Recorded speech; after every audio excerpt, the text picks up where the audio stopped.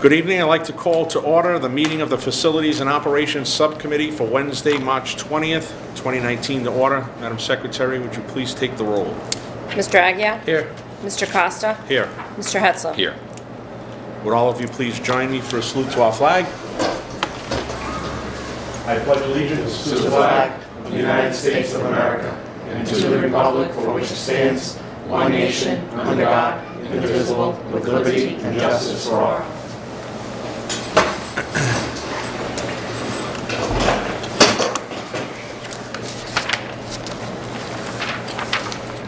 Pursuant to Mass General Law, Chapter 30A, Section 20E, pursuant to the open meeting law, any person may make an audio or video recording of this public meeting or may transmit the meeting through any medium.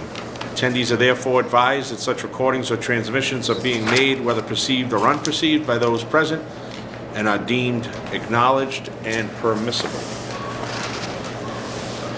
Good evening. So on this evening's agenda, we have a number of items for discussion. First item for discussion, unless someone from either Mr. Almeida or Mr. Pacheco want to take an item out of line. First one is the FY20 transportation bid for yellow buses. Turn it over to Mr. Pacheco. Welcome. Thank you. For you have the document for IFB 1907, and that was for yellow bus, special ed transportation, and yellow bus transportation special ed, yellow bus typical, and yellow bus for field trips and sports runs. And we had seven people show up to a non-mandatory bidders meeting, and we had quite a few bids come in. One bid came in as non-responsive, which was First Student. They did not have a dollar value to their bid, and a few of the items were filled in, but not enough for any particular bid on the document. If you move down to page, counting the cover sheet, page 4, the recommendations that are coming from Futures, Rich Labrie, who did the IFB, the bid for the regular ed in district. His recommendation is to award that particular piece to Amaral Bus Company, and the dollar amounts per bid on the daily run, also monitors, and the amount of seats on a bus, all on that first item. The second award was for special ed, and that was to Whaling City. Again, dollar figure is associated with each day rate, and also the size of the buses that will be used. And the final bid was to Fisher Bus, and that was for the athletic and activity transportation. The breakdown as to what each bid is on the following page. Of those who bid on any particular item, for instance, the regular ed transportation, only one bidder, and that was Amaral Bus at $2,633,280. On category 2, which was special ed, we had two bidders. Braga one bid at $4,654,060, and the winning bid was Whaling City at $3,933,580. And the final category with two bidders, Tremblay's at $163,335.50, and the winning bid in that particular item was $155,312.50. Sum total of the lowest bidders was $6,728,172.50.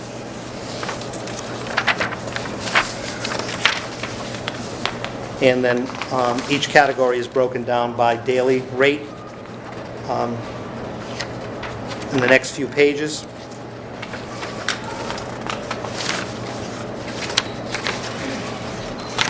And the last few pages of the presentation are basically transportation bid prices in other districts. So we'd have some kind of comparison as to what they were doing as far as tiering and their regular current price and their bid contract price for the 3-year period of 18, 19, and 20. And we're last on the second page with our numbers as a comparison.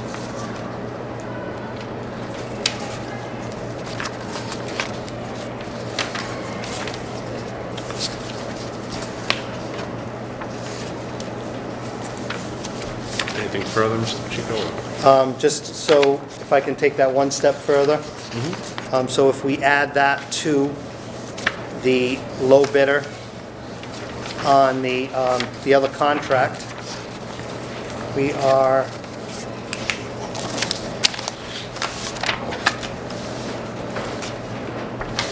with some minor adjustments, we are at a number of,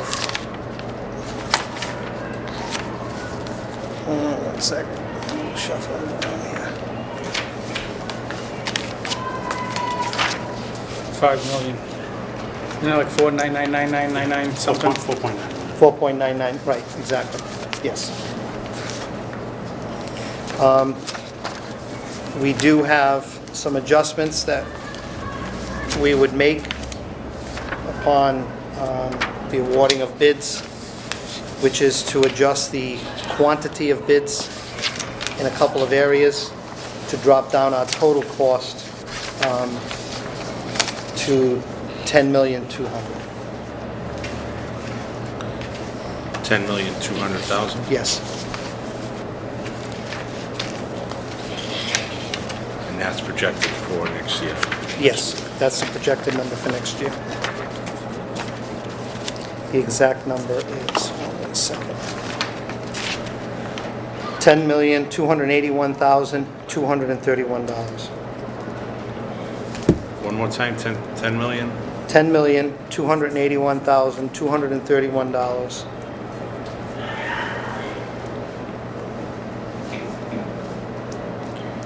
And the cost reduction, 10 buses and monitors, is $758,700. So that would be right off the top before we get started. It's not in here. It's not on that particular document, it's on a different document. 10 that buses, went out. 10 monitors, That was that other document that went out. and it's That one there. 7,000. And this adds up to, sorry, this adds up to 11.7. 11.7, so they're taking off 758,700 is what we're talking about with the 10 bus reduction.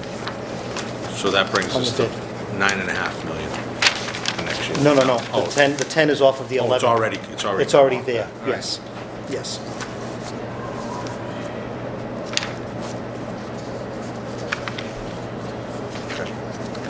Any questions for Mr. Just a Pacheco? quick one, and Sure. I missed it, but just Yeah, yeah. on that same point.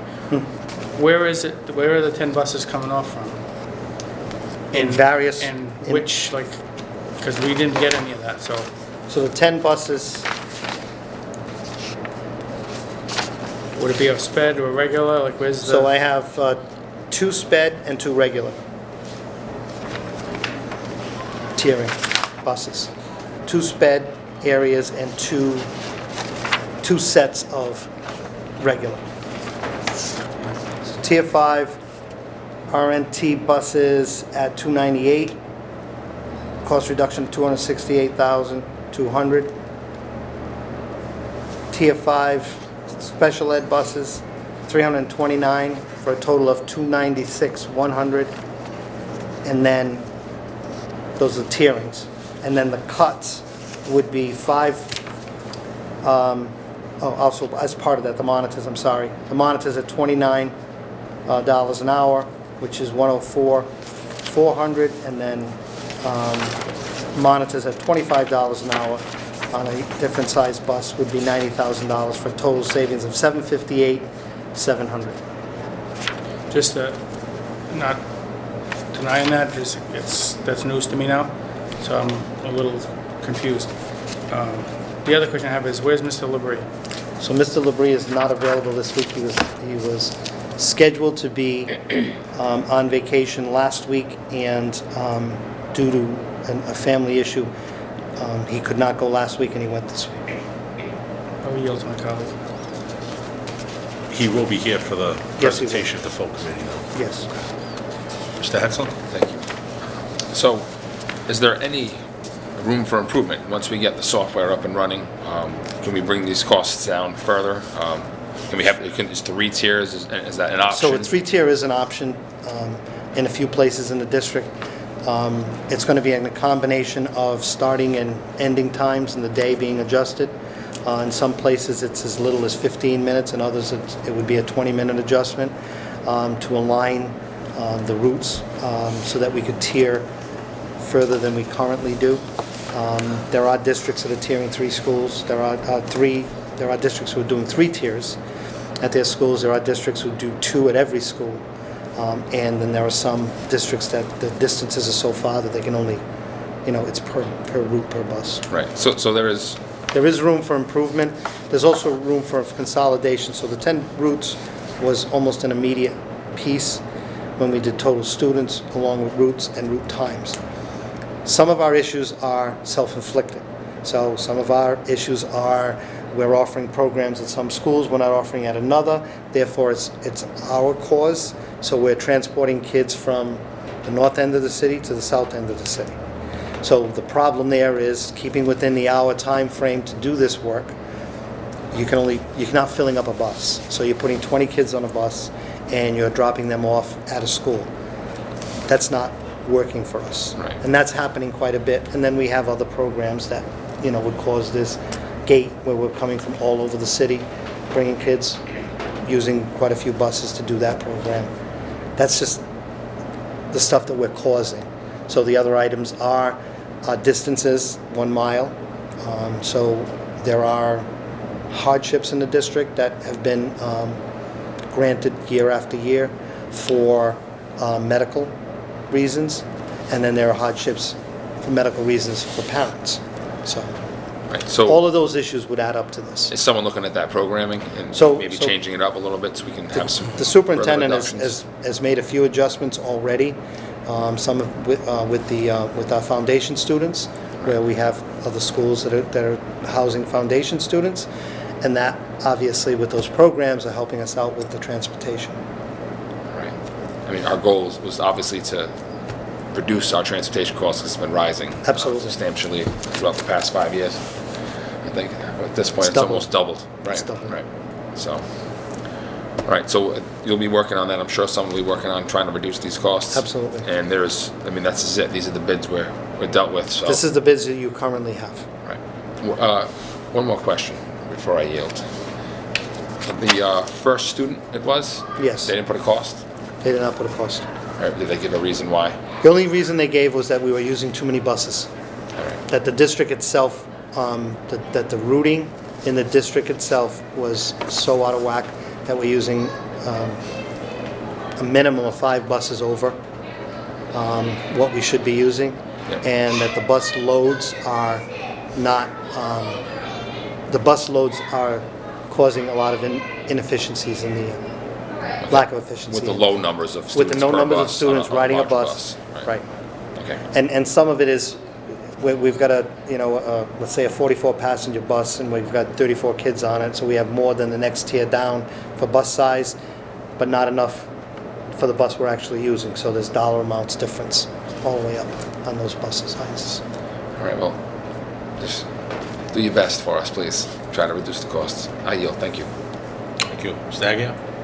Do you have any questions? I just got one. Is it still time to rebid? Or do you think they're going to be fruitful to do It would be that, or- closed, it would be very close to rebid, and we would need to have a significant change in the bid document in order to do that, and Are we still able to do conform that? to, Or I if you couldn't adjust tell you some what we start would. and end times and... Well, I don't think the start and end times would matter. and we would have to put that into place.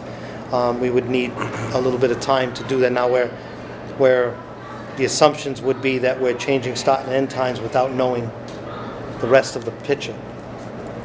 So We what- could change start and end times and still end up with And still end up with a the same problem, amount. right, because Then we gotta don't go have a back full and picture. And go back and change them back to what The they. fact that the district hasn't had a handle on the amount of students going to each school, transporting, and why we're transporting someone who lives on Columbia Street to Right. Watson and so on, those kind of things. That's been a conversation, I'm sure if you rewind some of those tapes, you'll see, we've had this conversation before, why we have specialized programs just at one school in the north end at Sylvia, whether it's the, was the English language, for a long time we had that program, it just didn't make sense. I mean, I understand the consolidation of those programs in a particular school For the assets. for the assets there. However, when you look at transporting kids from the south end all the way to the north end, because that's the only school where those assets are or where that program is, it just never made any sense. And so I've been talking about this, like, you know, divide the assets, make multiple programs, or at least have them north and south so that you have some kids that can go to one or the other, as opposed to just putting, and we did that in a lot of these schools. And that's, I think, what's kind of got us in a situation we're in now, is that, like you said, you get a bus going from the south end to the north end with 20 kids on it. And you can't send in the same company through there because that company's got buses going to schools in that area. That's Like, right. One of the biggest complaints we hear from parents who are trying to get on a bus is that two buses, two different companies drive by my house every day, yet I can't get a bus stop Yeah, on the street. Now, these students are going somewhere. And the reason, what they don't understand is that, again, I'll just to take a street, if we did Chestnut Street. So you would think that there shouldn't be any buses on Chestnut Street, except buses coming to this school, yet there's a bus coming to Chestnut Street That's to pick up correct, students right. who may be going to the GATE Laterno, program. Or Laterno, or Cuss, right. Or Right. to Laterno because of a foundation student. Right. Or to another school because of ASD. Right. So that issue is happening all the time, and we constantly get those calls that there are 2 or 3 buses that are up and down my street from Fall River Public Schools, different companies. Now, again, that situation could have been rectified if all of our special ed buses were under one company, which is hopefully the deal here, where Right. it doesn't make any difference if they're going to 2 different schools, as long as the times would allow those kids to be picked up at the same time. Argosy did it for a year, so they picked up their middle school kids and their high school kids at the same thing, now much more controlled and much more smaller numbers. But they were picking up 2 groups of kids, 2 different schools at the same bus stop. And they didn't even change their start and stop times, they just let the parents know that's what they were doing. But that saved us, as a district, it saved us quite a bit of money by them doing that. I mean, I think it's definitely worth looking at, because I don't know, I think we just got in this, it's convenient for the district to have these programs where they are because the resources are there, but I would really truly challenge if it's really beneficial, or is it just convenient? Because to me, those are 2 different things. I mean, you get something that's convenient, great, we become accustomed to doing it, that's why we do it, or is it actually beneficial to have them there? And someone's gonna have to show me that if we were to put those programs or split them out and put a classroom in each school across the district so that we're not having these situations, would there be a decrease in the educational services or resources if we did it that way, or is it beneficial to have it in one school? But and maybe if that's the case, maybe that's just the cost of doing business, and it's a big cost. But so you think it would be tight if we went, and regardless of the timeline, doesn't sound like you don't. I would personally think it's going to be tight, because And regardless of that anyway, It's a we'd have to 60-day change the turnaround. bid, and I don't know what else we put in that bid to make it more appealing or appetizing to, well, maybe there are a couple of things you could do, and I think my colleagues are probably gonna wanna. I would never say that there's no way we could put it out for bid and get it back in time and make it work. All I'm saying is I think that it's a tight number. Okay. I wouldn't say no. Right, You know. okay. Stagg, So what are the current amounts for each of these, if we, to compare apples to apples? I asked Mr. Labrita at the last meeting, he said he was gonna get us the info, and I asked the superintendent for that a few days ago. The dollar amount? So Yeah. what I've got is a snapshot of what my projection is going to be for the end of the year. And I haven't broken down by regular transportation, CERTA, ELL, so on and so forth, our normal breakdown.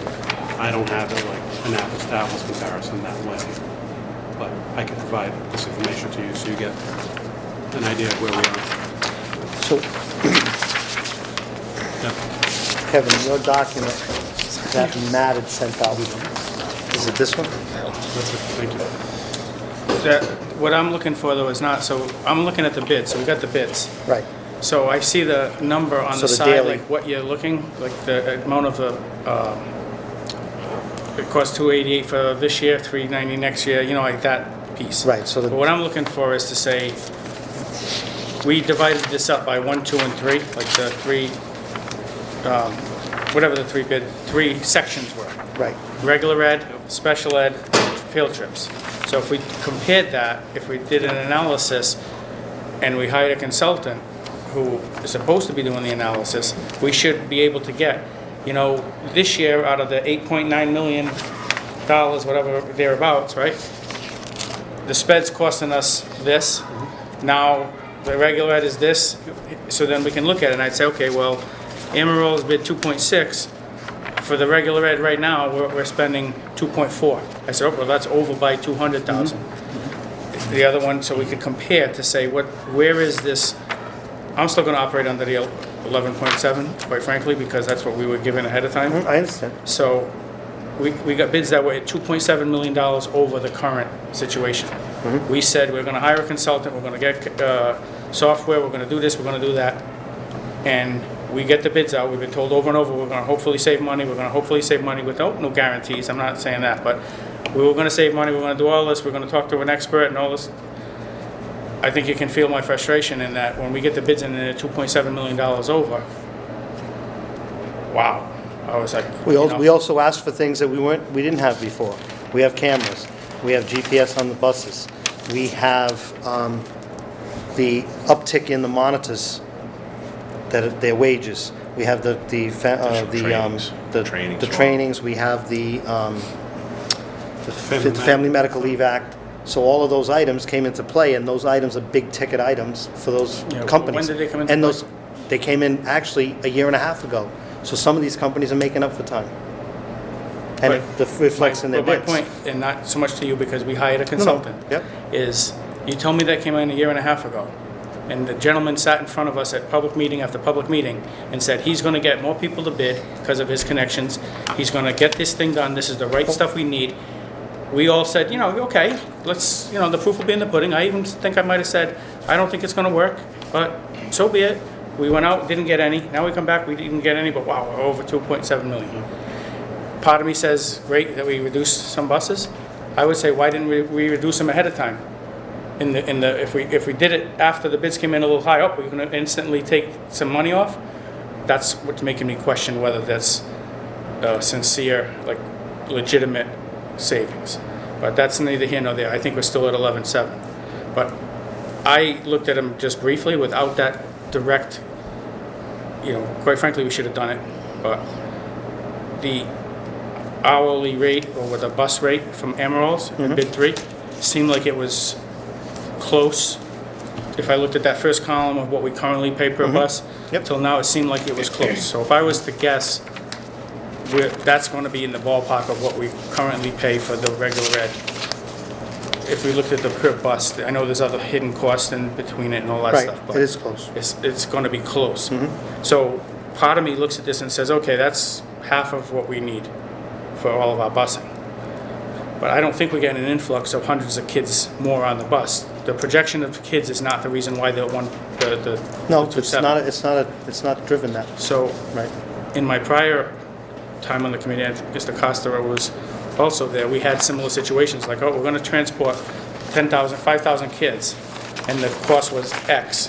How can we at least save some money, just give a little bit of an increase, or keep them as close to, keep status quo, pick everybody up and give a little increase?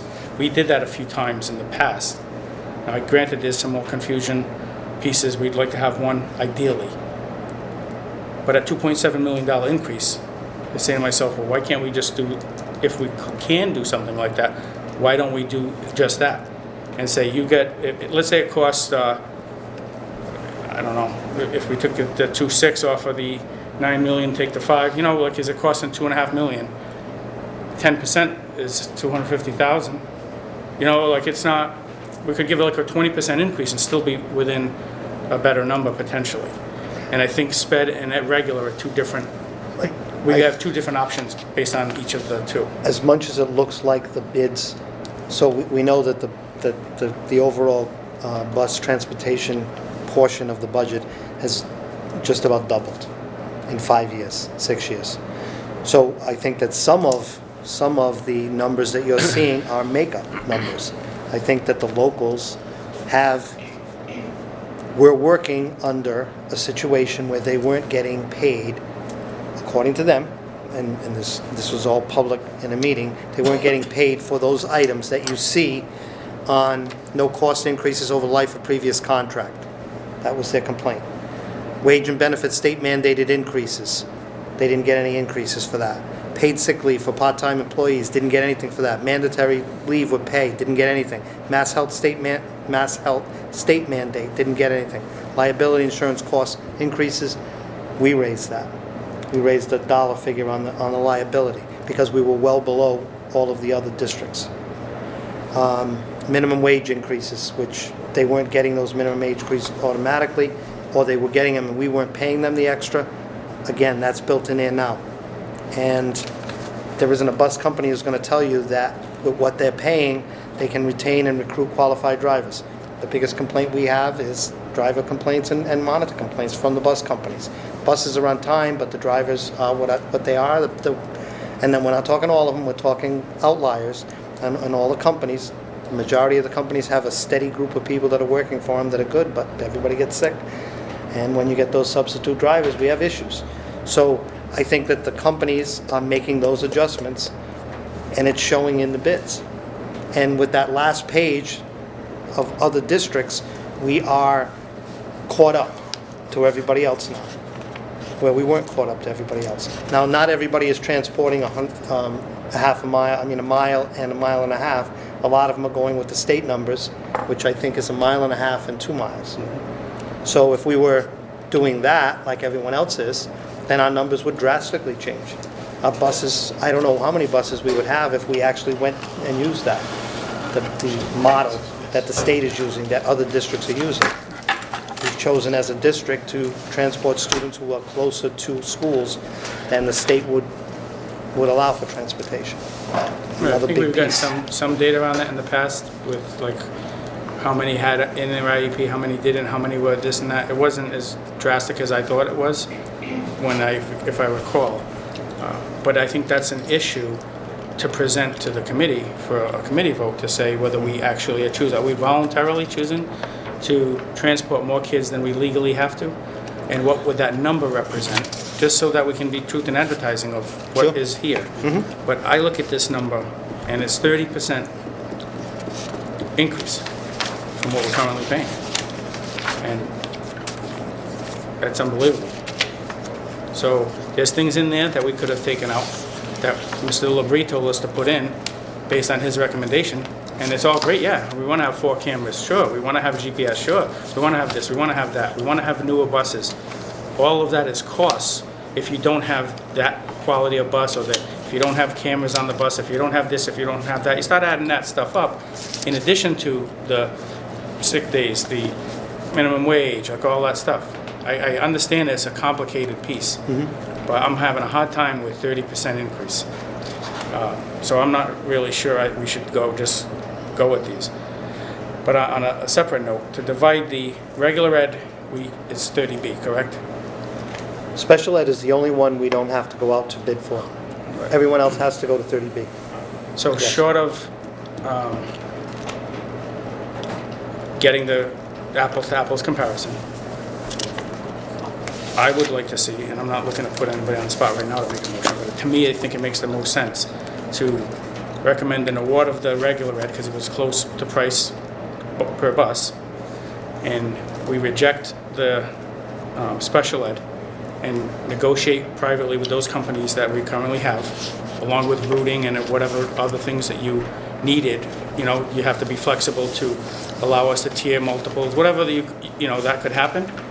And you wouldn't have to go through the whole process. You can do that individually with the current people as carryover or whatever the terminology would be. I think on those lines, if I could just interrupt for 1 second, I think we would need to change something.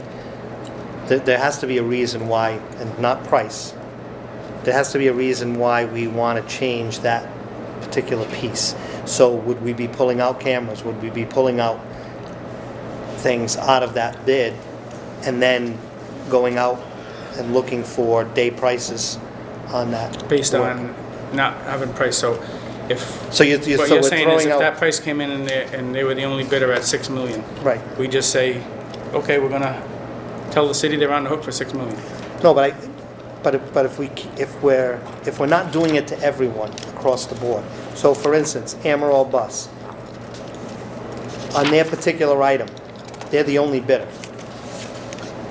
So we do have a second bidder on the special ed, and which is 600,000, 700,000 higher, the second bidder. So the first bidder did qualify and was the low bidder on it. As far as the other two items, the only one item that was not bid by anyone else was the regular ed. So the issue would be, what is going to be the district's reason for not accepting a 30B procurement when you had two bidders? I mean, if you had one bidder, then sometimes the argument is easy, because you can throw out Just anything. throw them all on out, that. 'cause they- I think you'd have to change spec. Throw them in all some out way. and change the spec. But why would we do that? Because we already went over before you got here. I was looking for an apples-to-apples comparison of what the item is for like regular ed, special ed currently, and we don't have that. Mr. Labrie never had that, doesn't have the analysis for that. So looking at it to say it's 30% up in price, how can we just say, okay, let's just go with it? And we don't have that kind of money. If we rebid, I'm worried it's gonna come back even higher. I don't know, that's where we hired a consultant. Well, that's- The consultant said we were that's gonna the save money. past history in Fall River. So part of the reason why my rationale is that in the past, we have go to the vendors that we currently have, and we can individually talk to them about giving a little raise and up to just sort of get us through. We're not transporting more kids. We're just paying $3 million, $2.7 million more. And Right. But I think if we went back, the whole point of this was to get away from individual bargaining with a bunch of providers. I think first and foremost, the point of getting into this was to save money. Right. That's really, everybody universally kind of agreed. Through We need to hire a tiering and- consultant, we need to do this, we need to do that. So clearly, that was a failure. I mean, I don't know if it's a failure, it's just the economics of the current situation. Our contract's over. We're in I'm not 2019. positive. I'm not positive that some of these bids are reflecting the climate of Fall River. So that's my issue. Maybe nobody wants to work here. Maybe so. And if there's things that are happening for that, it's up to us to do something about it. I will say this, if it's in our control.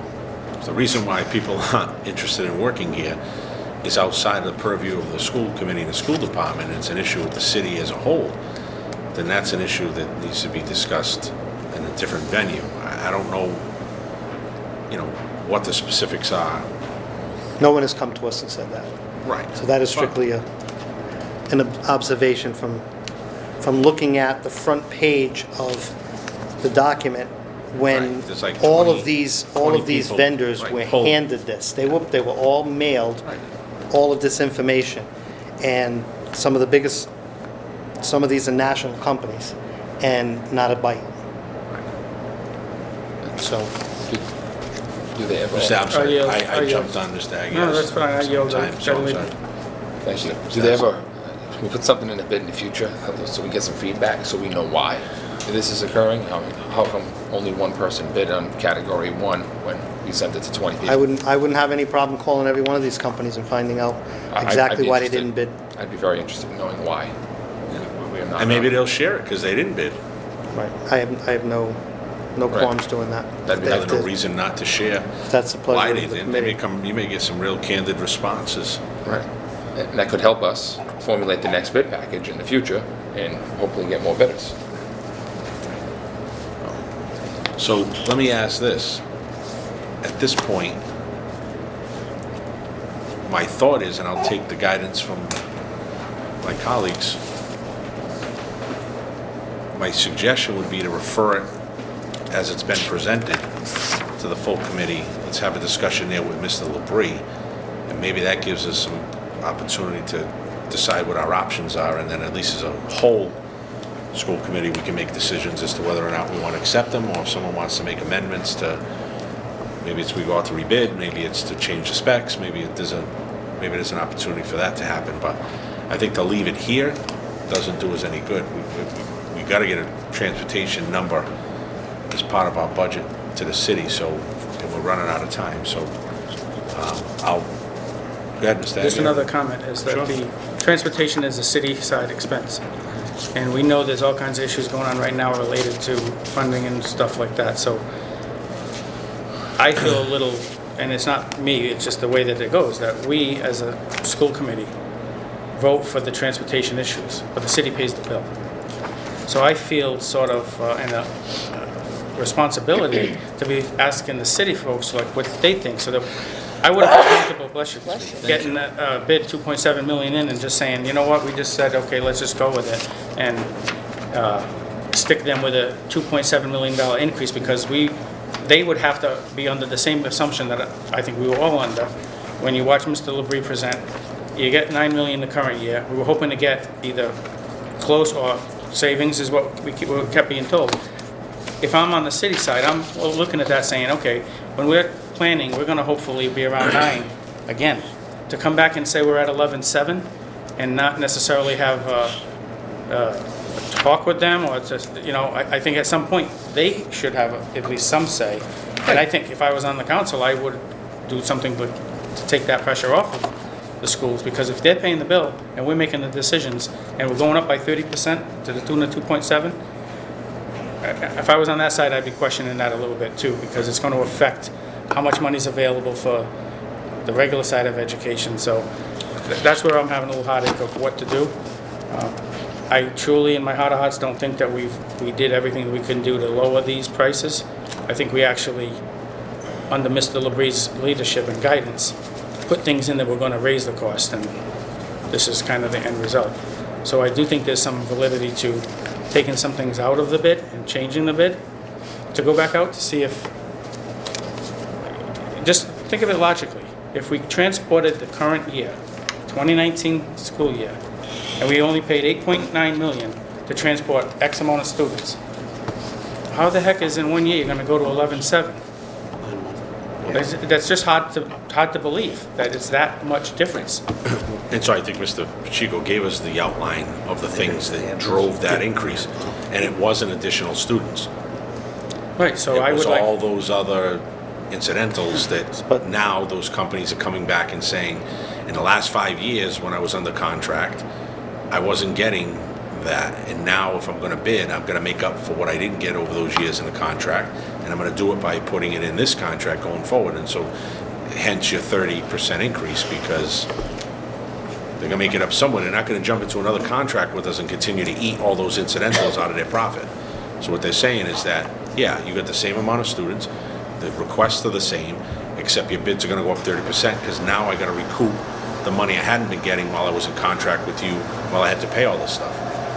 That's just my feeling. I mean, maybe I'm wrong. we just got a couple paragraphs of this, and this, without any true analysis. So quite frankly, hiring a consultant that was gonna do this work, I don't know. The guy's not here to defend himself, but Right. at the same time, I don't feel really good about the fact that, you know, you could put a quantifiable number on the increase in minimum wage, on whatever, like there's a number if you're a consultant, a bus company consultant.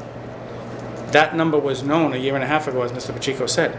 And how the hell can the guy come before us and say we're gonna save money if those things were that clearly, okay, we knew this, this, this, and this? I don't understand, I'm not gonna get it no matter what we do, so I yield. Mr. Hetzler? I do look forward to Mr. Pacheco maybe reaching out to some of these companies and figuring out what it was. We'll have And if it could be more specific in case the full committee decides to do something different, but at this time, I'd like to make a motion to refer this to the full committee for their consideration. So, Mr. Hetzler, motion is to refer the budget proposals, the bid proposals, excuse me, to full committee. Is there a second? Second with an amendment. Sure. So why don't we do this? Why don't you make the amendment and then, I'd just like to amend it so that we can just get it there with no recommendation, because I don't think we're at any position to I think it was recommend. just to refer, right? Well, Yeah, just in here refer, is a yeah. recommendation for approval, so I'm just trying to make sure that the committee knows that we're Yeah. sort of not taking a stand Right. and let it open, Let that's that- all. Yep. So the motion will be to refer the proposed bid, the proposed bids for transportation to the full committee. No recommendation. No recommendation. Mr. Agia, what would information do you want that's not there? But let him vote on this first. Oh, I'm sorry. Yeah. That's okay. So we'll there's a come back, motion. 'cause I got some Is questions. it seconded now? Okay. Yes, yes. So it's seconded now. Any further discussion on that motion? Mr. Pacheco?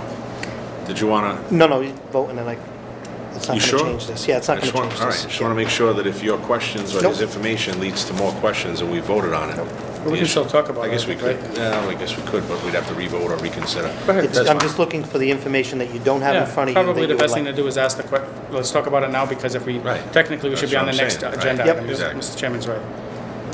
So, the first item was the analysis. You're looking for comparison analysis currently. Apples. Because that'll flush out why the 30% increase. And where is it? And then you're looking Where for is the it? quantified, according to the document he put together with all of the items that are raising this price, dollar figures to go with it. The best that he can, including like cameras, gotta be Yeah, how $5,000 much a was bus. it? How much You was know, it for the when, cameras? you How know, much was it for the insurance? How The much was it piece for of the the pay new, increase? like you gotta have buses that are 5 years old or less, in certain one of these or something. Yes. That means if you don't have buses that are 5 years old or You're less buying to new go, ones. you're buying new ones, and that's a big bill. So you have to increase the cost in order to do that, but our kids are getting transported right now with a 7-year-old bus potentially. Those type of questions I think would be important. The other analysis I think we should do as a committee is the 1.5 to 2 mile, how much does it cost to go to, by the law? So the for law is a transportation. mile and a half, the way I understood it. We've been at a mile and a half in the We past don't. under my Ours is tenure. We've mile been to a and a mile. half. We're at a mile. The 2 miles state at the high mile. school. Right. Right. My understanding is that for We'll get that majority of it, exact. We'll at get the that high school is different, but elementary is a mile and a half. We've been at a mile and a half. We've been No. at a mile. We've been at both of them the other way in around. 14 years. Right now, we're at a mile. Right now we are. Correct. But what I'm saying is that we've been at both of those. Yeah. We've switched them depending on our needs. So And we're at a mile now, right? Yes. Yes, for Yes, we are. elementary. For the elementary, Yes. right. Yep. And at some point, that's going to potentially lead to tough decisions for this committee to be able to have to make that, because that's going to tell somebody that has been getting transported that they can't. right. And then the super's going to make a decision based on what we say, and then the people are going to call all of us to complain, and then if we end up saying this is what we want to do, then we need to learn to keep our mouth shut, and that's it, as far as I'm concerned, because that's... Not promise, It- right? Because at some point, if we're going to do it voluntarily, I don't have a problem with it if, on the merits of the case, voluntarily. We talked about the programming in different places. You have the gifted and talented program. I'm all in favor of different types of programs for kids. Why are we transporting those kids necessarily? Where was the decision of this committee to say, yes, we're going to transport those kids no matter how far away they are from their school because they're in a gifted and talented program and we don't have it? Well, I would flip that around and say, but we can't do that with the other kids.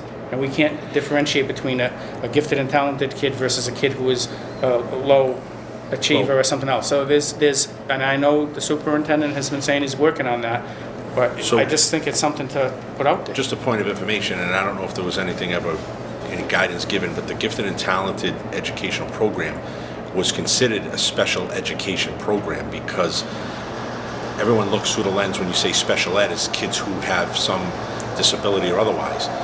And the way it was presented is that you could suggest that those kids were special, and it was a special education program for them.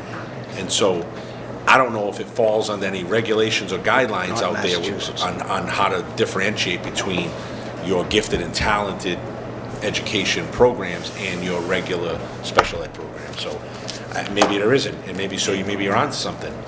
Or maybe it was sold to parents that in order for this program to be successful, that we would offer transportation in order to keep those programs going. I'm not 100% sure, but my best recollection was that the reason why the transportation was provided was because it was considered under special education for those students. It was a special education program for them. But again, I don't know that All I'm saying is that there's a number attached to how much it costs us to transport those kids. Right. And at that point, we make a decision, looking at what we have, that's all, I'm looking to make an educated decision. Right. I think the super wanted to So say. 2 points. In many states, gifted and talented is considered special education, but not in Massachusetts. And there's no federal law that usurps that. So I understand why, because it's a question of access to for all families to be able to get to a building if you qualify. That's one of the reasons why systems do that. Two, is it a policy of the school committee that it's 1 mile? It was voted on and that? Yeah, we've changed it from time to time. Since in 14 years, I know we've gone from 1 to 1.5. Some years we go back to 1. I've taken votes, and just as my colleague probably has too, and can probably remember the phone calls that come after we've done that. Wait a minute, I used to get transportation, now you guys moved it to 1 mile. What are you doing? I'm at, Right. But it was done after analysis was done about how many students we were transporting, what the radius was, and once we realized, wait a minute, we can shrink that zone by law. So we've been at 1 mile, we've been at 1.5 miles, and the committee's voted to change it from 1.5 miles to 1 mile. And our It's under our software purview can to do plot all that. that. Yes. Yeah. I mean, it's under our purview to set whether we transport from a mile Right. or 1.5 miles. Right. It's 1.5 miles so is I law. remember, It's anything I under. remember that we've been at 1.5 miles, and I know we've been at 1 mile in the last 14 years.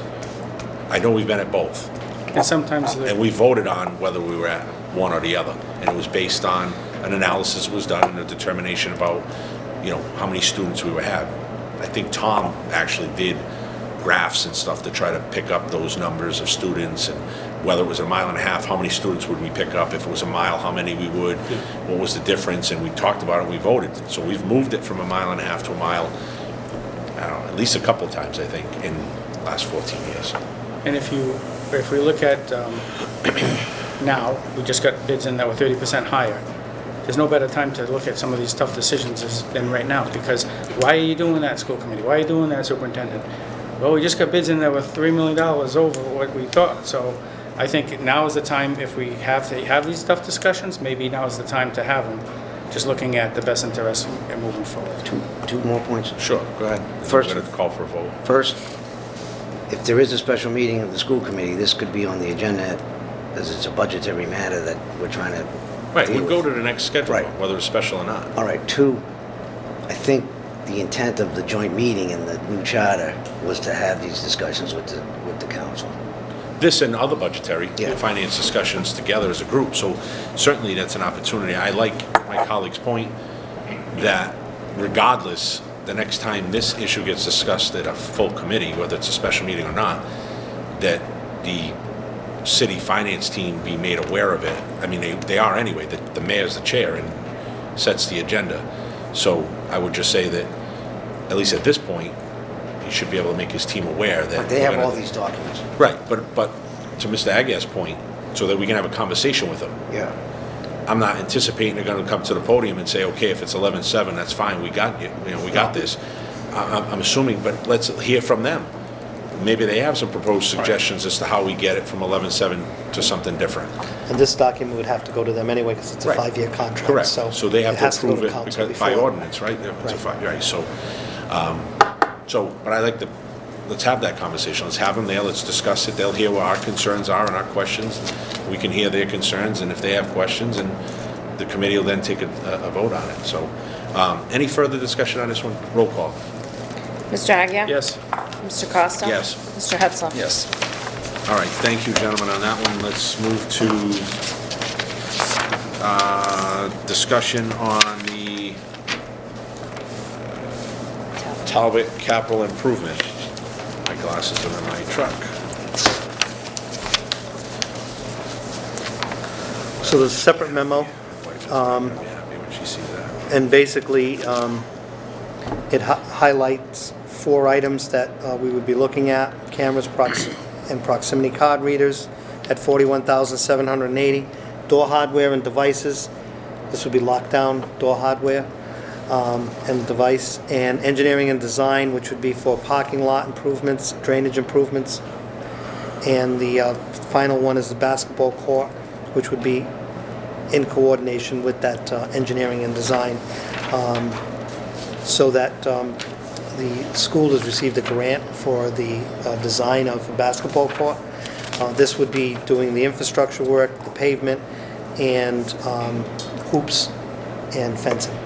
So that area would be separate in the parking lot for $158,780. So I'll open it up for comments, and then I have a few of my own, but I'll let my colleagues go first. Mr. Edsel? Thank you.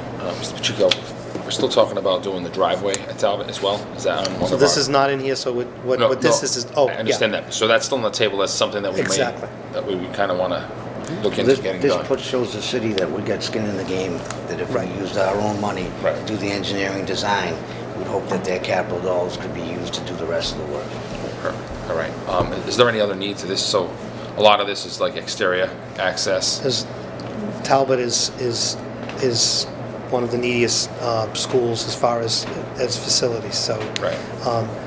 Talbot has some unique situations in Talbot that are probably too lengthy for me to go into right now, but they are, the building is a 70s building, so All with that comes everything with it, all electric All building, electric, number no one. gas. But beyond that, it's a sunlight-starved building.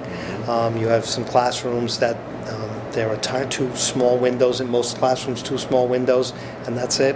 It's cement floors, cement ceiling, cement walls, very loud and difficult building to teach in. So the building has a lot of needs. I'm not quite sure where this building would land if it was given to MSBA. Some of the unique situations in that building may prohibit this from becoming an MSBA project. The electric piece is a definite problem with MSBA, but it's also beyond that. So these items here are security and safety, and the engineering and design for the building would be to secure that water issue that we have once and for all, and allow us to allow the city to partner with us to do the pavement of the parking area. There are interior suggestions, one of which that I had for a few years is that we would take one classroom and we would make that one classroom our model classroom. And I don't know what that number is. I'm going to guess it's $40,000 or $50,000 for that one classroom, and do a renovation as to what that classroom would look like if we were able to do X, Y, and Z. I don't have the engineering piece for that, and again, it's for obvious reasons that I can't go down that road right now. So this is what we felt was a good start, and allow us to get some of the safety and security pieces in place, no matter what else we do in the building. Just one more thing I'd like to add to that. If that idea I think is great. Checking out what one classroom would look like if we fix it up. I don't know if that's something we could potentially do this year with some of this one-time money. Just throwing it out there. Thank you very much. Where's this money coming from? This is part of the 1 million. the one. This is all proposed in the $1 million. Do you want me to hand it out, Matt? Not yet. But This just is a separate item. Is it? We should probably see if they can move that around. yeah, just to see what the resources are for it. It seems like it makes sense, but the future of the building is a concern. Like, are we putting money in, whether it's this or we engineer and design for 75 grand, Yes. and then it's going to tell us we got to spend $500,000 on other stuff. Well, And then- the project's gonna be 600,000. The pavement is $600,000. Drainage. Drainage and pavement is a Yeah. $600,000. It's not just project. paving the lot.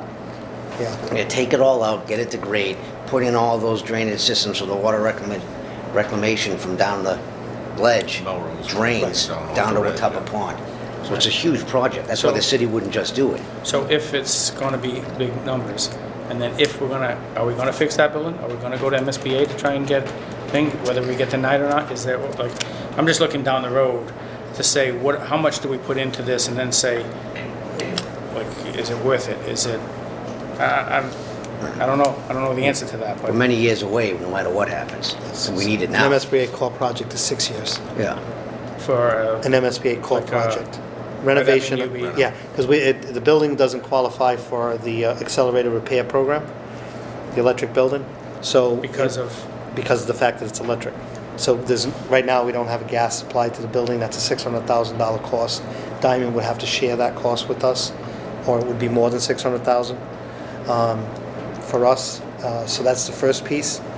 There's no high-pressure gas in the area, so it's a huge expense. Reason whereas why the they way did we- electric. Right. That's the reason why this building went electric, yes. Well, at the time, too, it was low Thing to do. to go electric. Electricity was yeah, I cheap. mean, it just seems like we're stuck with it in some ways, but I think, Many years. I think you as the guy in charge, telling us that we're kind of stuck with it, and, or to the full committee, is going to help us, at least it should help us to make a decision, because people believe what you're saying. And if you say, hey, I get it, there's no other option here. This is kind of where we're facing. This is what we got to do. It makes the next votes probably a lot easier, even on the council. So I'm in favor of it, but along the lines of that, I know you brought up the 40,000 for whatever it might be for a model classroom, but what would the point of that be? So basically, I need to know for sure that it can be done.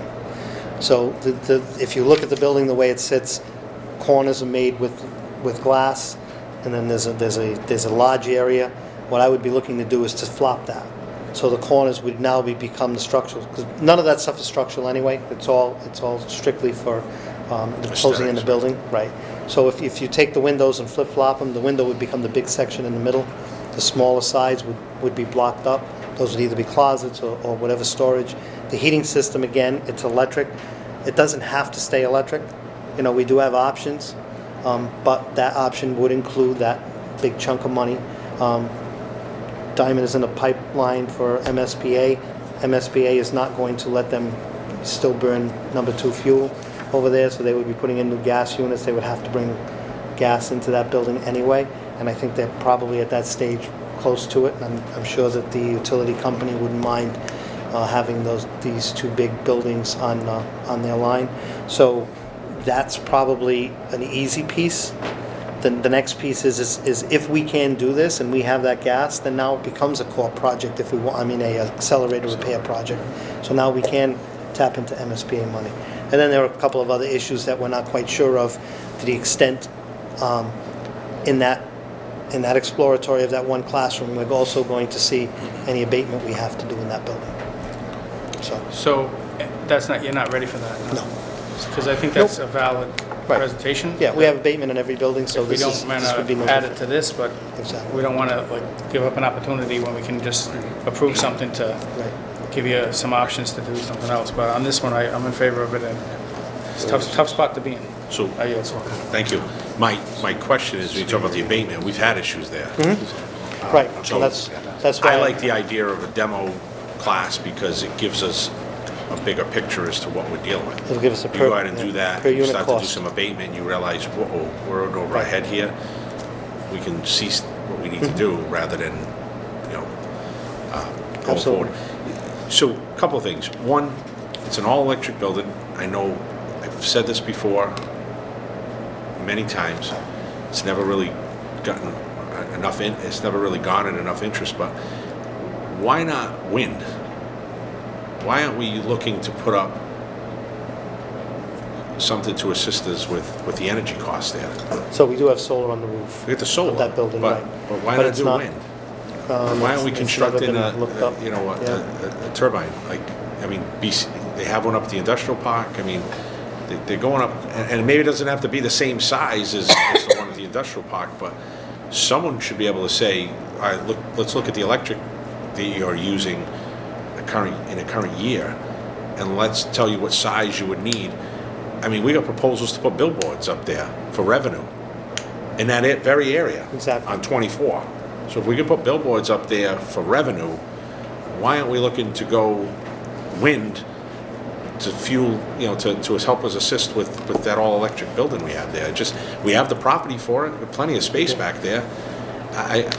So I just think, and I don't know if we still use Amoresco or those others for the energy stuff, do. but, maybe it's time that we look at how much it would cost to do a study or something, and then we'll have the answer to that They question. probably We do either it for put it to free. rest. Yeah, we can Right, just get a so mech so tower. then maybe we either put this to rest or we explore it further, but if I'm hearing that this project, and even if it does turn gas eventually, you're still not talking that happening for a number of years. And so in the meantime, how much will we be saving on electric there it's not that if we do gas, we still won't have a need for electric. I mean, No, you're there's still still gonna a have ability plenty. to Exactly. sell it back to, or whatever we need to do, but I think it's a prime location, it's not thickly settled down there in the back of the building, it's the water department, and then the back end of Diamond, and then it's got 24 South and North, and you got the Watuppa there, and someone who went to Talbot and Diamond, I know how windy it is back there, so I don't think that's gonna be the issue.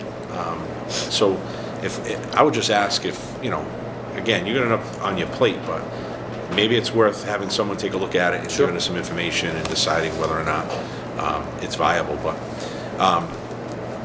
what I'm gonna ask, I'm not necessarily opposed to what's being asked for over there. I'm content with it. What I am gonna ask, though, is that as you bring proposals to the committee in terms of spending money, I know there's a $1 million proposal, and there's talk about there's additional monies that may be coming our way, that may be one-time monies. What I'd like is, and you put an asterisk next to it, you can bold it, whatever you need to do, to just differentiate what would be considered capital improvements and what would be truly one-time direct educational spending monies. And the reason I say that is that I'm guessing the committee's gonna have to, at some point, take votes on whether to allow them the capital improvements to be used out of that direct net school spending educational money. And so I just want to know what the total is. What are we using direct education money, net school spending eligible, and what are we using that might otherwise be ineligible because they're capital? I mean, the reality is, with the number of dollars we're talking about, there's no way that we're going to be able to put all of that into direct spending. There's going to be some that we're going to have to use for capital improvements. And so what is going to be that total? And so that when the questions are asked by the council about, hey, what are you guys doing with all that money? Well, we also did X amount of capital projects that might otherwise be eligible, but we did that on our side. And so I just want to have that. I mean, I know this is what was handed out last night at Finance, Just as an FYI, Mark. and I don't want to go too deep into this because it's already referred, but if there's items that you want to highlight, that's fine. But just real quick, so in the $1 million proposal that we handed out the other night, none of this would be capital, so to speak, in nature. It's all capital in nature, but it wouldn't Fall under the- right. we reach the threshold of a project limit of $150,000. Right. So every single one of these items that are on this list, Right. on option A, would be, we could spend and charge to net school spending without a specific vote. So that raises another question that I have, and I think I know the answer, but there's always someone who's smarter than I am, and I think it's you when it comes to this. No one's smart. Does it have to be cumulative over 150, or the single project has to be over 150? By project. Single project. So you could add 10 of these and get to over 150, and Correct. wouldn't need our vote, because they all, in and of itself, are under 150. Right. That was my thought, and I feel a little bit better that the guy who was smarter than me on this said that was the case. So that's good. So then I don't need a running tally necessarily, I guess. But if there is anything, I will point it out to you. Right. That- But if you that's can the just, case. maybe just highlight, capital in nature. Sure. So that it may not meet that Yellows. threshold, it may not meet that threshold, but certainly I think it's worth the conversation when we're preparing FY20's budget, and we go to the council and they say, you've received this one-time money, what are you doing with it? Well, we spent half of it in what would be considered potentially capital improvements, and then the rest of it we put towards direct classroom, expenses. Okay. I've just given everyone a document that highlights what's discussed right here in those items that are on your agenda for tonight. It's just a different way of looking at it. And the option B below, you can put an X to it because we're done with that now. So based on- B, all right, well, it got referred anyway, so. Yeah. A and B went, the whole document went, so we'll take up that issue at the full committee, but I appreciate you telling us that B's no longer, an option, but. Any action needed by us? You need this referred for action there, or? I would say no. I would I say didn't no, think so, but- only because we'll have it as an part of agenda it. item as part of the $1 million. Right, so we can discuss it there. So I would say, All right.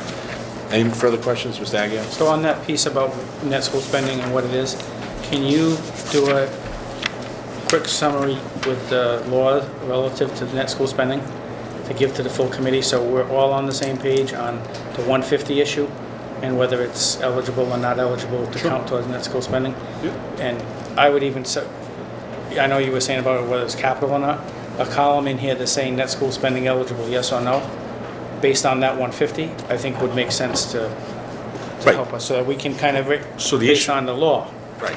not of people's opinions. No, that is the law. I couldn't recall if it was cumulative over 150 or if it was one single item. So when I was referencing that at the regular meeting about the chillers at Durfee, the assumption that we would take the $300,000 and use it towards, or to take it out of the 1 million, that would be an issue And that we would need to require a vote, because That it would was a require a single vote. item expenditure over 150,000. I just wanted to make sure that if we had 5 of them, for instance, at, $10,000, that, or I'm sorry, if we exceeded 150 in individual projects, that we still would have to take a vote. We don't, because cumulative, you don't have to, it would have to be a single project, so. But yeah, that's fine. I mean, I think Mr. Aguirre raised a good point, Mr. Almeida, if you could do that. Just a summary of what would be eligible, not eligible. Anything else on the Talbot? One more, sorry. Yep. So the door hardware and devices, and somebody said that was for lockdowns? So some of it's a lockdown. There's Yeah. no door locks and handles on most of the doors inside Talbot. So that doesn't exist in other places?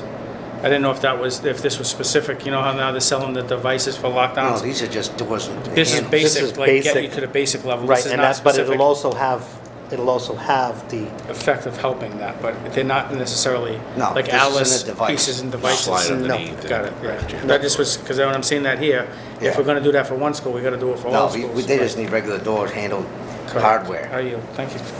Thanks. it will So- be, it will be set up for that. Next topic is food service bid process. I don't think we have info on that. So information you want to share with us? So regarding that? our contract expires with Woodson in August, the end of August. So we're going to be preparing that document to go out to bid for another 3-year contract with Woodson. But also coupled with that particular piece is the district going, universal CEP on the lunches across the district. So that conversation needs to be had. Right, We are getting, We're not prepared to have the conversation yet, but we Right. will soon. But right. what I'm- So why don't we just chalk that up? We'll put that one in the parking lot. We'll have that one at the next meeting.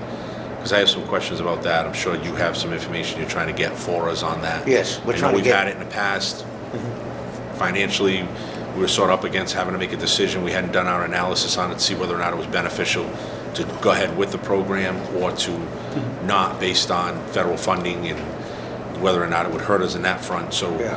we didn't do it a couple Right. of years back. So I'm hoping that information will be put together and brought forward so that we have a full look at it. So I'm preparing something now with the department and Kevin, and the numbers are better now for our property numbers. I'll put something in writing, and then we'll discuss it. It's going to have to take action by the full committee anyway. but- I mean, So if it doesn't make it here, it's obviously going to go to the full committee, but right, I would love to see right. the analysis on that, because I think it's sort of, I guess, altruistic to say we want to feed kids both in the morning and the afternoon, we give big, get lunch, and everybody would like to do that, but if it prohibits us from receiving Title I funds or whatever the other federal title funds Yeah. because of it, No. there was some all that concern stuff last now. time it Right. did, and so that's why we backed out of There were it. too Not many because we didn't want to unknowns, give too many students unknowns. universally across the district lunch for free, but. Right. And I think it may have hurt us in other areas too for food services, so I'm sure all that will be put together and we'll be able to discuss it further, but anything on that, Mr. Aguirre? So the contract's up. Are you looking to go out to bid? Yes. And we already utilized whatever the maximum number of options we could do to. Yeah, the contract was a 1 year with 2 amendments. Yep. When it goes out to bid, what kind of bid is it? Is there options, like the difference between like an RFP, or is it a strict money bid? Is it a qualifications bid where we have more of a say? If I look at the last one, it looks like it's a dollar bid, but there are some qualifications too. It's like a combination. It was an IFB. And we're not ready for that yet? Is that coming back here? Is that just going right to the It full would come committee? back, no, it would come back here. If you wanted Is to come that a back here. timing problem? No, not at all. We've got time. No, we got time. Yeah. I would just It's ask a if much you- quicker Yeah, process. if you have that to come back here, I would recommend looking at all options where money may not be the only factor. You know, the district I work in had that issue, like they went out for a contract and they boxed themselves in a corner because of the way that it went out.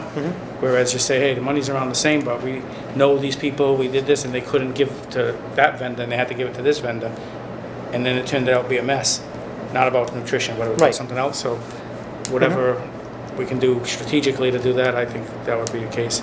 And the same thing with the, whatever you call it, the CEP, or that one is probably a full committee. Yeah. You know, like, I Oh, think absolutely. that's probably a full committee one. Do you Yeah, know I what I'm agree. saying? Like, maybe Yeah. make I a made make a that- referral just to that, the Right. CEP to the full committee, so that you don't feel an allegiance to have to come here, and then say the same thing again Yeah. at the other meeting? I don't have a problem with that, that's why I suggested that Right. if you put the information together, it's gonna be conversations we had there anyway. So Should we do I wouldn't both? be What do you upset. think? Should we do both? Yeah. Like, refer both to the full committee to Take a motion. bypass this and Is there a not have to motion? talk twice? So Is there a moved. motion? Yeah. Motion to refer Second. food service bid process and CEP to full committee, made and seconded. Any further discussion? Roll call. Mr. Agia? Yes. Mr. Yes. Costa? Mr. Hetzler? Yes. Thank you. Security camera and safety? Is that sort of lumped into what we already heard, or no? Is it? Yes and no. So, I know there's other schools, Watson, Fonseca, well, and... this is just us to show with the $1 million that we would start the process. But we've asked for it, as you know, in our capital improvement request. Safety and security needs, it's upwards of, how much, Ken? The total It's package? 800,000. It's 800,000. So this is ours, we're still, I mean, originally before there was additional monies perhaps coming, this was gonna be a capital request to the city that we can't hold off on anymore. But we were gonna throw our commitment behind it to start the process with some of the additional funds. But this is for security cameras, systems, the monitoring systems, and door fobs across the entire district. So the main door, exit, and entry points. Any questions on that issue, gentlemen? Is that, this one doesn't say Security camera that, safety. like what the superintendent just said, this doesn't say that. It says that Fonseca, Talbot, Watson, and Henry Right. Lord, those Because this four. is just the This was piece just of this. the entire Yeah. project that we were This gonna- isn't the capital one that we included with the budget. This is one here is, sort of get it going, get some of this this stuff. would be out of the million, Yep. this piece. But I'm saying, what, do we not have that in the other schools? Some schools have cameras already, and some camera systems need to be upgraded, like the Fonseca needs to be upgraded. Talbot has little or no cameras, Watson has none. I mean, it's, So we just picked the 3 neediest in terms of infrastructure to start. all right, I think that's valid. Yeah. I would recommend put a paragraph or two together relative to why you made that decision for the full committee. Like, that just was begging the question for me, saying, by why these. So if we put another paragraph saying, based on Yeah, these are the neediest, like it gives it a little more teeth to it. Right. And the Henry Lord piece was cut off on the what we got, but you Yeah, know what I'm that- saying, just to kind of explain. Henry Lord wasn't part of this, so that was my error. So whatever it is, just a more, it gives better perspective and rationale. What are we using and for cameras across the district? Are they researched? Like, we're not using stuff that doesn't work. You No, know how like the we've- horror stories of we pay for all this stuff and then it doesn't work. Like So- when they did the new schools and I used to work at Fonseca. Right. They kept telling us that the cameras worked, and I worked there, and I'm like, these cameras don't work. And everybody's telling the school committee that they work, and we can't have that type of stuff. So So it's this top- the committee voted for Durfee's proprietary items, which was the camera that we now have, is true and tested, the Moroccan cameras. That's what we'll be using at Durfee.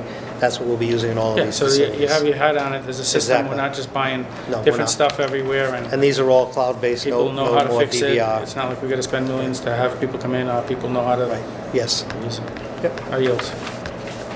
I would just say this about the cameras, that just caution us about the conversation of security cameras, where they are, what we use, how many we have. Right, for, obviously, that's probably an SOP That was of ours. many moons ago, just for the Right, proverbial that was record. executive session talk. Mr. Hetzler? My only concern is we're gonna get these proximity cards to allow us to gain access to buildings quickly, right, instead of fumbling with keys or whatnot. You know, make sure members of public safety have, you know, Yes. access as well. That's all. Let me, well, maybe, no, I don't want to ask that. So we'll move on. I'll ask that offline, it's not germane to this, but it's a safety issue, and I'm not, don't want to discuss it, but, anything else on either one, from either one of you, gentlemen, on the cameras? No? Okay, equipment purchases? Do you want to have any action on it? No, because it's going to come as a bigger, thank you, but it's going to come as a bigger package of stuff that we can do. Equipment purchases, I know the last finance, and I don't want to relive finance, but, you know, I know for one of the things that I heard, you know, from custodial staff, again, with the snow, is that, you know, some of them are out there, maybe one or two guys out there shoveling lengthy walkways, and sometimes have to do it multiple times depending on how long the storm lasts. So I like the fact that, you know, we're going to get them the equipment they need, and we'll have the snow throwers, the snow blowers. We're making some investments in those areas. I think it's good that we have one in every building, you know, just think it helps us do our job, it helps them do their job better, probably works out better for them health-wise too, that they're not out there, you know, especially if we get multiple storms back to back. I know how it is to clear a small piece of property with my own in a driveway, let alone multiple times, you know, somebody's walkways along. So I'm in favor of these purchases for your department, Mr. Pacheco. I think they're needed. We have the opportunity to do them now. Now is a better time to do them rather than wait until they become emergency replacements. And we're sort of up against making decisions about transferring money in order to make sure our fleet is up and running so we can do our work. So if we can plan ahead and get them up and running now as part of this money, I'm in favor of it. But Mr. Aguirre, Mr. Just a Hetzler, quick either question one? on that. I had heard the same thing about some horror stories about snow blowers, that people, did that happen? So upgrades, Some bad, like, I can't recall what it was, like the snow blower wasn't ready to go. Some of the snow was so heavy this year Couldn't that fit out of the one of those door or storms. something, like something stupid that shouldn't happen. but- basically, some of the equipment needs to be replaced. Some of it, for instance, using a snow blower, and then no one says that it's broken. So they put it aside, and then the next storm, they go, oh, it's broken. Well, it's the too late belt's off, for it's that. too late, yeah. You know, so Fine. that kind of stuff, we've put some measures in place to make sure that that doesn't happen. But a lot of the equipment was purchased when the buildings were purchased, so, when the buildings were built. So some of them are 6 or 7 years old, and buildings like Cuss, where you have, you know, a mile of sidewalk, you're cleaning 2 streets because you have businesses out of business, Duro. So we're cleaning from Globe Mills Avenue, top to bottom, in order to get our students down there that are walking. We're cleaning Shore Street, top to bottom, to get our students in there. So that work is being done by some of our custodians who are willing to do that work, and also by central custodial staff, our drivers, our couriers, who are going down there with snow blowers in a truck, doing that extra work to make sure that those streets are ready. We also have the same situation at Fonsika, where we're cleaning Wall Street and Ralph Small Street all the way up to the Housing Authority property, uphill, and then on the opposite side, all the way down that hill. So a lot of that work is being done with those snow blowers, and they're just not Yeah, big enough to voluntarily. do that work. But they are doing it, and we're not getting a And lot we're of doing it slack from voluntarily on behalf of the it. city. On behalf of the city. Just like the city gives us some, but Exactly. they're not charging us. No. So I think We get a small amount, but it's not, we do pay for a small amount of snow removal from the city side, but it's not a big number. it just says, one member, if that starts to change, please come to us right away, because I don't have a problem helping, but sometimes things all of a sudden start turning and it's all one-sided. Then it's expected. That, you know, or they say that, what do? All we do is collect money from the city, we don't do anything. Well, keep documenting these things to, you know, to make sure. And not to ask you for more information, but I think it would be good information to have what you just said. We're replacing, we need these things because, like, what you just said, these came with the building that was 10 years old. Like, I just think it helps the committee to just say, okay, we're replacing a 15-year-old truck that has 200,000 miles on it. Just a little background helps us to say we're not looking for extra, we're looking for just basic equipment. It just helps to make decisions easy, a little Can I easier. just, on that point, I'll give you a floor back, just because I had a thought. The vehicles that we're replacing, do they have any value to them? Little enough. All right, so I was gonna say, if there is, maybe asking other city departments if they got a need for a truck. So we normally would do that, we would surplus it. Because they and may then have, would- maybe they need it for short runs somewhere, Right. and, you know, it's worth their while, not ours, but, you know, it is a city asset, and so if we can't use it because it doesn't fit our need, but the water department needs a truck to go from, you know, where they are now down to Government Center or wherever, you know, maybe you say, hey, listen, if you're interested, here you go. Sure. So, again, like Absolutely. Ms. Aguirre, they're sort of sharing resources. If we can't use it, maybe they can use it. If not, then we'll dispose of it properly. But go ahead, Ms. Aguirre, sorry. I yield, thank you. Mr. Edsel? I don't think I just want to try out one of these snow blowers if we buy them, because those look like they're going to be some pretty awesome snow blowers at that price point. I can imagine. We're hoping. Give So, them a launch the snow right into the street for the city to come down and take it. Yeah, 100 I'd be feet. interested in checking that out. Hey, for the city powers that come and throw it in. I yield. Thanks. Next agenda item is the discussion on the fire system panels, Sylvia Green and Spencer Gordon. So those are all original panels, they're all obsolete. So this would be the next migration into the operating system. These buildings are proprietary by the companies. So these three companies are Siemens, we have to go with a unit from them, or we have to change all of the devices throughout the building. So this would upgrade us, and they are upgradable, the new ones. And they haven't been touched since original. A couple of them are not fully functional now. Mr. Edsel? I think that's great that we're going to upgrade those. My concern, and it's maybe not connected as much as I understand Talbot doesn't have a smoke detection system throughout the building. There's a couple of heat detectors, so it's just something that I think that we should look into in the future. I don't know what the cost would be, but that could be something we could add over there at Talbot. I don't think anything can burn over there, it's all brick. Well, That's- it's the contents. No, I is know, the- I know, I'm just saying, it's just in general, like, walking through there, it's like, What is the specific technology? Well, what I'm saying is this, you don't even have fire detection technology in the building. You have some heat detectors in the building, but that's it, some heat detectors. So you could probably lose 4 classrooms at 3 o'clock in the morning right, until somebody one wakes would know up, until- or right. until it hits a heat detector, you're not gonna know.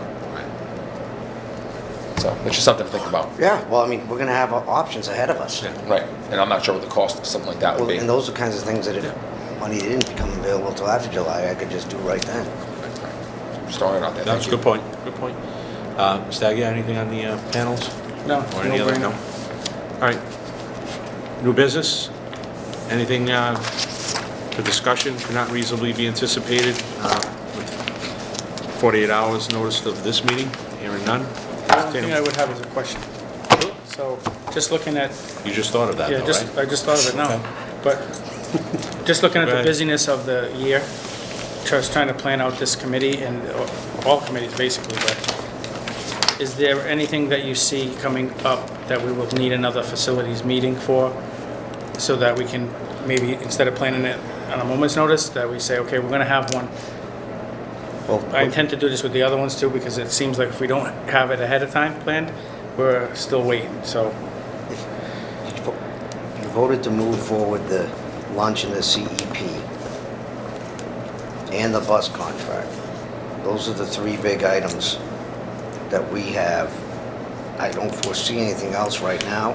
And my understanding is the rest of what's been proposed is part of the 1 million proposal and package that got referred there Yeah. anyway. Right. So it'll all go through one mechanism or another. And so- you know, that agenda item on equipment is most of the stuff on that Right, list. so it's all included in Yeah. a different action. With the exception of the lawnmower, most of it's winter equipment. So- And the So we won't buses. necessarily need to meet again. I don't foresee, other than in case we have a facility issue happen in the next month or two. But as far as the money piece, the motion that we all made at the last meeting was to take the 3.4 and bring it to the full committee originally.